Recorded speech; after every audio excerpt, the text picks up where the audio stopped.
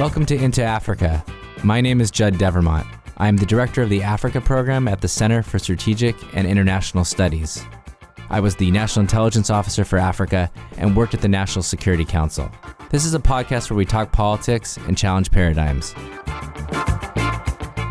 On deck today, Angola's President João Lourenço faces a triple threat: COVID-19, low oil prices, and the legacy of corruption.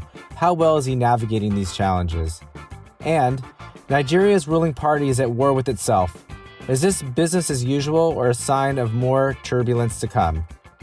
Plus, we discuss corruption during the COVID-19 pandemic. Why and how are some individuals stealing from essential COVID-19 assistance, and what can we do about it? So whether you have a history with the continent or you're a newcomer, we want to get you into Africa. President João Lourenço is tackling three related challenges: COVID-19, low oil prices, and the legacy of corruption in his country. Billionaire Isabel dos Santos is accused of stealing hundreds of millions in public funds while heading the state-run oil company in Angola. How can Lourenço chart a path forward in the face of these obstacles? Joining me today to discuss Angola and other issues are Patrick Smith, Editor-in-Chief of the Africa Report and editor of Africa Confidential; Onyi Ough, the founder and executive director of Step Up Nigeria; and Matthew Page, an associate fellow at Chatham House, non-resident fellow at the Carnegie Endowment for International Peace, and a non-resident fellow at CDD West Africa. He's also the author of Nigeria: What Everyone Needs to Know. Okay, Patrick, Africa Report published a 5-part series on the topic, Angola on the Trail of Stolen Billions. Can you start us off with what you and your colleague Zoe Einstein uncovered about how much Lourenço's predecessor, José Eduardo dos Santos, his family and cronies stole, and what is the government's campaign to find those missing billions? Thanks, Judd. We started off with the idea of trying to quantify the missing billions. So we looked at the period between 2002 and 2017. That's essentially the end of the Civil War, where the killing of Savimbi, or leader of UNITA, and then in 2017, when Dos Santos retired from government. And we spoke to a range of economists, business people, politicians, officials, and the like, and came up with the figure of around $500 to $600 billion generated in that period from oil, gas, and mineral exports by the country. And out of that figure, the average we were given was a minimum of $100 billion had left the country through the mechanism described by the Economic Commission for Africa in Addis as illicit financial flows. And that can be all sorts of things. A lot of it was through procurement, so over-invoicing procurement. Some of it was crooked third-party deals and oil and gas sales.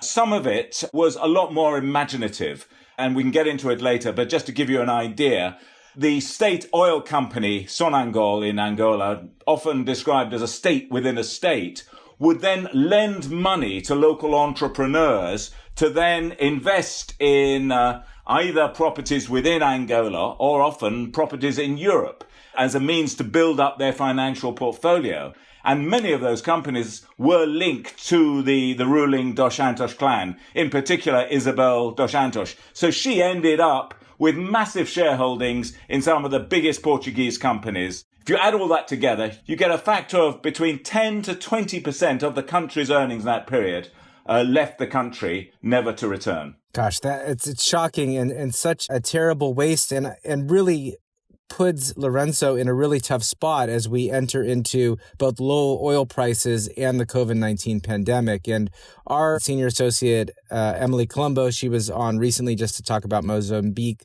She published a Critical Questions article for us on Angola's management of COVID-19. And her view was that the government gets good marks for a swift response, but she did raise a lot of issues about the enforcement of the state of the emergency and underscores, I think, as you have think about it as well, Patrick, that there is a very weak economy, which makes the recovery from COVID really, really challenging. And I love the way that you said this in your reporting. You said perhaps Angola would have weathered the storm better had over 100 billion not been stolen from state coffers. So I guess I have two questions for you. One, do you agree with Emily? She loves disagreement, so don't worry about hurting her feelings. And then 2, what is your take on Angola's response, and how can the international community help here, both in terms of the repatriation of the stolen funds, but of course, combating the pandemic? I would probably take issue with Angola as mismanaging the response. The Lorenzo government inherited a really dysfunctional health service, so they had very little to work with. And I think, as Emily said in her discussions with you, the elite tended to go overseas whenever they needed medical treatment. So even the private facilities in Angola are pretty lackluster. So didn't have much to work with. Now, in terms of the enforcement of the lockdown, they've sort of darted around from over-enforcement to under-enforcement and too rigorous restrictions to not rigorous enough. But I have to say that if you rank them alongside, say, Nigeria or South Africa or Kenya, where there have been quite a few cases of people being shot in the street by overzealous security forces. That has happened in Angola. I'm not certain the exact number, but it's not been as bad as it has in other states. I think the biggest problem that government officials talk about when they talk about the pandemic is really the economic effects of that. And the worry, particularly for Angola, the crash in the oil price. So when oil prices started going minus in terms of the futures markets, that is terrible news for Angola. Because the other factor we should probably talk about is the debt. Their debt to GDP is 130% debt compared to the GDP. So they've got one of the highest debt to GDP ratios in the world, at a time when their primary exports, oil and gas, are really flatlining, having crashed in the international markets. And like so many other countries on the continent, there's not a lot of sympathy for these countries outside perhaps the IMF and the World Bank at the moment. I mean, I guess the question is there something that is palatable and that would be impactful that the international community can do to assist Angola right now? In the short term, I think some tailored interventions on the public health should be shared with places like Angola as a matter of urgency. So I think in terms of the technical and scientific knowledge, that's got to be a priority. And naturally, if we get to the stage of a vaccine that actually works, the use of that's got to be prioritized. But in terms of the caseload, I mean, Angola so far is way behind South Africa and way behind those countries at the north of Africa, such as Egypt or Algeria. So I think primarily the big worry of the government is how to manage their chronic debt situation. They're already talking to China, fairly opaque talks, but they're having talks with China about how to restructure the debt owed to China, and also Angola's debt on the bond market. So I think they're looking for some expressions of support. They've had a bit of that from the IMF because they have this 3-year IMF program. The young finance minister, Vera Davis, is quite well regarded on the international scene. But until the oil market picks up, the revenues just don't really justify the sort of plans they have to restructure the social services. And the things they want to sell off in a privatization program, no one wants to buy, because no one wants to buy a state oil company like Sonangol, which hasn't been making much money in recent years. Thanks, Patrick. That's a great deep dive and thoughtful sort of analysis of Angola's situation.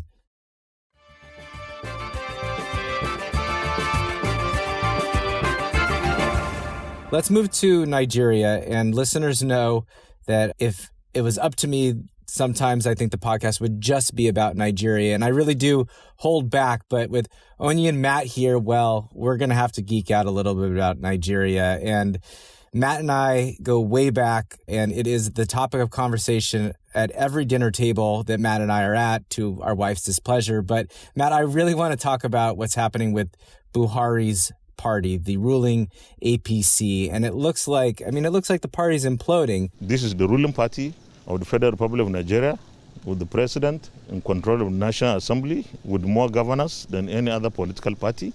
The situation must not be allowed to degenerate further than it has. The party's national chairman, Adams Oshimole, was suspended by a court order in mid-June. Now the party's been scrambling to name a replacement. I mean, they named as many as 4 in one day.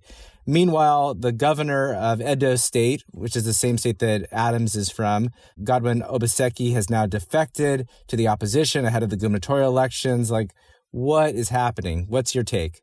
That's a great question. It is difficult. Things do seem to be changing by the day. And it does look like the ruling party is imploding, but I think based on past precedent, I think we're just observing the opening acts of a political drama that really has a few more twists and turns to take before Nigeria's 2023 presidential election. Judd, as you know, sort of the politicking for the next presidential election basically begins as soon as one is over and the party structures begin realigning and orientating themselves towards the next big contest. So, as you mentioned, elements within the ruling All Progressives Congress, so that's President Buhari's party, they've really united to outfox one of the most powerful political godfathers in the party, and that's former Lagos Governor Bola Tinubu. And they did that by ousting his choice for party chairman, and that's the former Edo State governor you mentioned, Adams Oshiomhole. And Buhari himself seems to have backed the move as of today. And I think what that will do is really deepen party divisions as we go ahead. You'll remember that when it sort of formed in 2013 and won the election in 2015, the APC was really started out as a fragile electoral coalition that united voters in large parts of the North and much of the Southwest. Buhari's acquiescence to Oshimole's ouster will likely alienate the power brokers that Buhari relied on, really, in his last two election victories. And those are the ones that were in the country's populous and prosperous Southwest, the ones that had close connections to people like Tinubu and Oshiomhole. And that could really weaken the APC as it gears up to the next election. Onyi, maybe I'll turn to you and get your take on it. I mean, the president took an extraordinary amount of time to weigh in on the APC's problems. It's almost really par for the course for him. But as Matt mentioned, so he finally had an executive committee meeting. He said the party was going to, at risk of collapsing, dismiss some of the lower level party members of the APC. But I wonder if you have a thought on what does Buhari's sort of late response to this and then all of a sudden a much sort of aggressive action, like what does that tell us about his control of the party? And it's particularly interesting because his chief confidant and chief of staff, Abi Kyari, had passed away. And I think that Kyari helped him right the ship a little bit. What's your take on all of this and what it's telling us about Nigerian politics? What we're seeing is the regular politicking of getting ready for 2023, as Matt has said. And to be honest, I'm sorry to disappoint you, Judd, but I'm really not interested in party politics because it's all like internal party wrangling. I personally, and also on behalf of Step Up Nigeria, I think our focus really is because, we are frustrated with all this politics. How can we get society as a whole to focus on some of the key issues such as corruption to begin to change the way governance happens in Nigeria? I think that's perfectly fair. And I think many Nigerians agree with you that the politicking is a distraction from the real challenges of governance and getting the economy working and addressing with security. And maybe, Matt, just to wrap up here, to sort of marry what Onyi said and you said and my responses is what are the implications of this politicking? I mean, 2023 is a long way away. And does this pose a short break in governance, or are we going to see this continue to reverberate all the way to the election? Yeah, that's the big question, isn't it? And I think to sort of pick up on some of Onyi's sort of rightful cynicism, which I think a lot of Nigerians share, when you teed up this discussion, you mentioned the sort of the cross-carpeting, the camping, where politicians basically switch parties, switch their colors at the drop of a hat. I think that's really emblematic of the Nigerian political class, right, and its failure to govern and failure to tackle big issues. Nigerian political parties, Judd, as you know, are not ideological, and they don't really have coherent policy platforms. They are kind of these shifting constellations of just sort of power-hungry national, state, and local elites. There's not a lot that differentiates them in terms of how they function or the type of policies that they pursue and in terms of their long-term outlook. And you and I earlier today were talking about a really great example, which you highlighted in the introduction, which is in Edo State, where you have an upcoming governorship election. It's an off-cycle election, which means it's often viewed as sort of a litmus test or a marker, almost like a U.S. midterm election, right, where it tends to point to maybe where the political wind is blowing.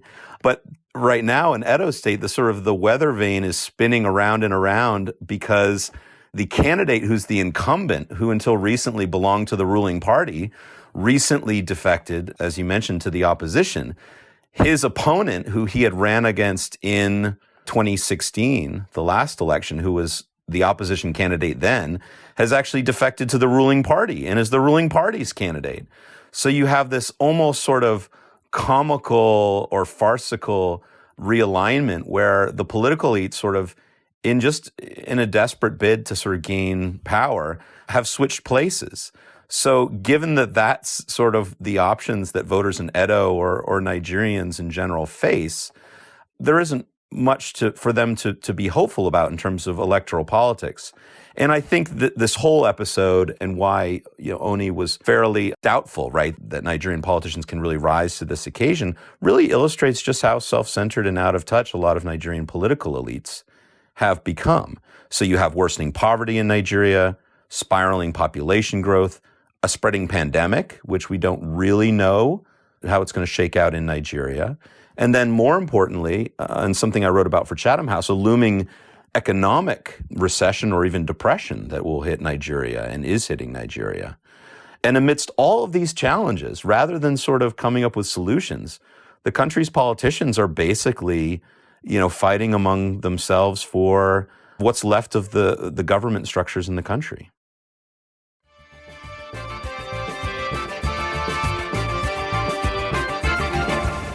The good news is I think both of you have really teed up our final conversation, and including the earlier segment on Angola. So we're going to talk a little bit about corruption during COVID-19. And there's been an outpouring of funds and supplies into the regions. And unfortunately, that's more opportunities for graft. And Transparency International recently warned that corruption often thrives during times of crisis, particularly when institutions and oversight are weak and the public trust is low. So, Onyi, this is your chance to tell us about how Step Up Nigeria has really been on the ball on this subject. I mean, I have been really impressed with the content that you've pushed out, both written, but also a great podcast series called COVID-19 and Corruption. Can you talk a little bit about your concerns about what COVID-19 means in Nigeria with respect to corruption?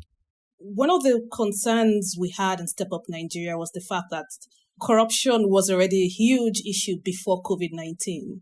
And our concern was the fact that the corruption that already existed in Nigeria was going to also affect, the management and effective response to the outbreak. And I will go with a common issue which everyone talks about when it comes to COVID-19 and corruption risk. This is procurement fraud.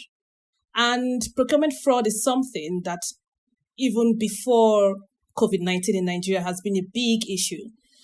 Step Up Nigeria has been simplifying the audit reports, the last two audit reports to make it, citizen friendly. And in the 2017 audit report, it shows, first of all, that many government agencies do not follow procurement rules. And about 27.8 billion naira has been wasted on projects that don't follow procurement rules. We've seen the audit report showing contractors being paid without, work being done or uncompleted projects, leading to lots of abandoned projects. And the health sector is one of those areas where the impact of procurement fraud has been seen. One example I usually give, and I've given this in several podcasts, is around the money is about 27 million, I think it was in Jigawa State, was allocated to construct a health facility. And when the auditors got there, they realized that facility has been converted to a king's palace.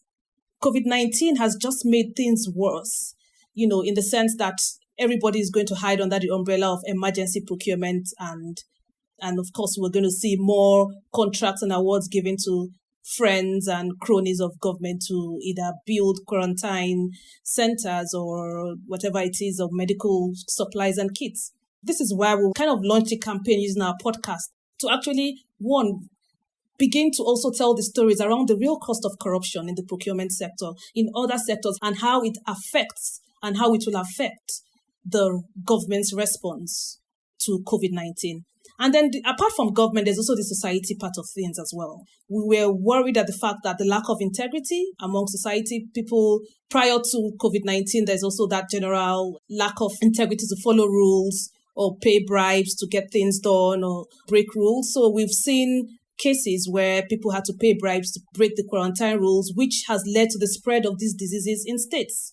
So our concern was really to ensure that, one, corruption does not make the COVID-19 outbreak so uncontrollable in Nigeria, and that, to highlight the risk of the past, the fact that government has not been doing enough, in the corruption space to ensure that we are prepared for situations that we're seeing now under COVID-19. Well, and this is not a problem unique to Nigeria.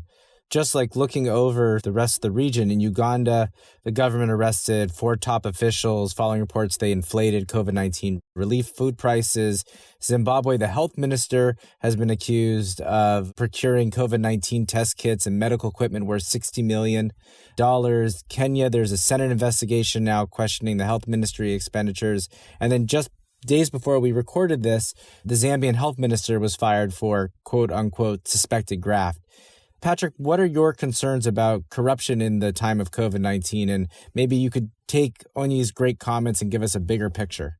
Yeah, it's the thing that focuses people. So, when it comes to ripping off healthcare budgets, everyone can relate to that. That is putting lives in jeopardy directly. So it's become a major moral issue.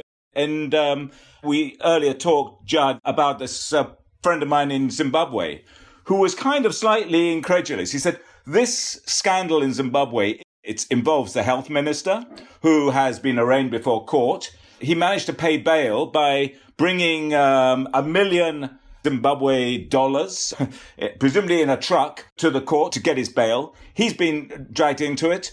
And his business partner, who is also the business partner of one of the sons of the president, has been dragged into it. And people are outraged all of a sudden. But my friend in Zimbabwe was saying, there's a company called Secunda that's involved in command agriculture, has monopoly over fuel supplies, and was accused by the Public Accounts Committee of over-invoicing to the tune of $3 billion over a 3-year period.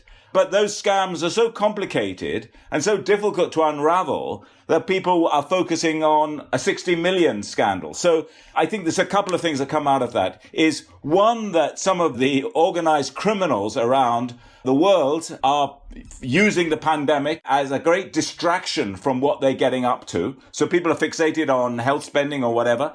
Meanwhile, they're looting other elements of governments and financial systems. The other one is, as Onyi said, it's just the failure of government institutions to really crack down on that, using the pandemic as some sort of reason why the normal mechanisms of accountability, courts and police and everything are not functioning. So a lot of stuff is going on unnoticed and unmonitored. And it's great that Step Up Nigeria is doing this. It's a shame it's not happening in more countries. And you've got just one last example I'd say would be what's going on in South Africa with the general anti-corruption campaign, which essentially the pandemic has brought to a halt. So I fear that is going to create a major backlog of financial malfeasance that I hesitate to say post-pandemic governments and regimes are going to deal with. And it's going to be very, very difficult. But I think we're going to see a great upsurge of this type of corruption and abuse of the financial system. Yeah, it seems to me that there's 3 really big implications. First of all, as you and Onyi have mentioned, the ability to respond to people's health, the dire situation that the pandemic poses is being compromised. Second, these countries are entering recession for the first time in 25 years and stealing from government coffers at a time when they're at a very low level is just affecting the lives of millions of people by stealing when there's very limited money. And then, of course, how does it look on the government's legitimacy, and what kind of unrest can it sort of fuel amongst a population that is already hurting from the medical, the health, the financial implications? So with our last couple of minutes, I want to pivot to sort of what do we do about it. And Matt's done some really interesting work on both the taxonomy of corruption. This was a Carnegie paper, and then how elites stash their ill-gotten goods, particularly in Dubai. And so, Matt, I guess two questions here. One, does this fit these patterns, both of corruption and then how money is moved out? And then particularly, what should we be doing about it? And then I'll come to Onyi for her thoughts as well. As you mentioned, as Onyi and Patrick, we're talking through some of those really great, I think, granular examples of COVID-related corruption. I mean, I'm thinking, how does this fit into sort of how I have tried to conceptualize corruption in Nigeria? Because it's incredibly complex. It often gets oversimplified. And COVID is sort of fitting, as Onyi alluded to, into a pre-existing framework, right? So all this new money that is being spent on an emergency basis on COVID aspects and sort of also the economic fallout from the pandemic is sort of lubricating or flowing into these pre-existing conduits. So the holes in the system, the loopholes with which public officials have siphoned money out of the health sector or out of the empowerment, small business aid and assistance, for example, already existed. We know that, in Nigeria, any self-respecting sort of politician has essentially a portfolio of briefcase companies that they and their family members maintain in order to capture contracts, in these types of emergency situations. So in terms of the taxonomy, right, the framework with which we think about corruption in Nigeria, I think COVID-related corruption doesn't really neatly fit into one particular category. So it manifests itself in many different ways across many different sectors. So in the Nigerian context, and I'm sure this is true in many other African countries as well, is emergency spending, like security spending, is really exempt from those public procurement rules that Onyi was mentioning earlier. So whether it be the humanitarian crisis in northeastern Nigeria, natural disasters like seasonal flooding or the Boko Haram, other communal conflicts in Nigeria, these have been used by public officials as a pretext to spend money with no public scrutiny and to basically bypass procurement laws. And by designating these expenditures, which they have very wide leeway to do, as emergency or security related, they essentially escape this type of basic scrutiny. As Onyi will attest, even at the best of times, public expenditure is not easy to scrutinize, but it is virtually impossible to do so when it's spent in this sort of emergency way.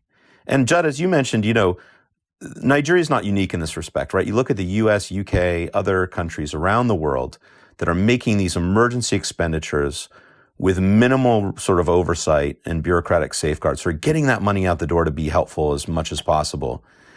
But I think in other countries, unlike in Nigeria, there is a sense that even if it is in retrospect, those expenditures will sort of be scrutinized and politicians and officials will be held accountable either legally or politically for how they were spent. But in Nigeria, that just isn't the case. And so to sort of pivot now to your final question, right, which is how do we make the situation better? I mean, I think that the ball is really in the Buhari administration's court because despite its anti-corruption rhetoric, it's really resisted efforts to make the Nigerian government more accountable, more transparent, to reform public institutions in a really meaningful and durable way that will outlast their tenure in office. And so that is really the solution, right? So solving COVID-19 related corruption is impossible if those problems and those weaknesses, right, were pre-existing. The COVID-19 corruption is symptomatic of deeper ills, which I think, as Patrick noted, perhaps maybe this will give us greater impetus towards addressing those deeper ills because now it's very real and meaningful to people in a very tangible way, which is, in the context of the ongoing pandemic. I think that's exactly right. First of all, the irony of ironies is that Buhari has always portrayed himself as an anti-corruption fighter, and yet corruption continues under his tenure and lots of reasons to be worried about it currently under COVID. And secondly, this should be the moment. I mean, I think that those of us who work on these issues should both work very hard and collaboratively to address the sort of the near-term and long-term negative effects of COVID, but should also be imaginative about how do we use this crisis to mobilize and reform around some of these more endemic, systemic issues. Onyi, let me give you the last word because your organization does a lot, I think, when it comes to thinking about the culture of transparency, checking corruption. And I'd love if we could just have a brief summary of the things that you've been doing about storytelling, which I think are really remarkably important. Storytelling really has a very strong potential to change attitudes and behaviors when it comes to corruption. And initially, I thought it probably was more powerful with children, but I will just quickly tell a story to show that storytelling can also have an impact on adults as well. We just released a very short animated film, A Maker's Money, based on one of the books I wrote for kids on anti-corruption. And one of the voice artists for that movie said while they were shooting the movie, they had to go to the National Identity Management Office to collect his card. And in the process, as usual, of course, he was asked to pay 5,000 naira. And he said he was about paying that. Then he remembered he was playing the role of someone in the movie who was, trying to... Because Money talks about, is a movie about corruption for kids, that talks about different types of corruption, giving family and friends jobs, paying bribes and non-merit-based recruitment. So I think going through that story, he said, kind of transformed him, and he was quite reluctant to pay that bribe, and he refused to pay the bribe, which before being in that movie, he wouldn't have. And so we tend to use storytelling to bring the impact of corruption closer home, because we think that many Nigerians, I think every Nigerian is a corruption expert. I keep on saying everybody can talk about corruption, and how it is bad and how it happens. But I think not enough has been said around how it really affects everyone. What's the real cost of corruption to me? And I think that's what we're trying to do in Step Up Nigeria, to use storytelling to, one, challenge some of the social norms, some of those behaviors, those practices that actually drive corruption in the first place. And then secondly, for people to begin to really think through some of the real costs of corruption in society. I love that. Onyi, we're going to put a link to that animated series on the show notes so people can see it. And let me just thank all of our guests for joining us today. And we will see everyone in 2 weeks. Thank you. Thank you. Thank you. Thanks very much.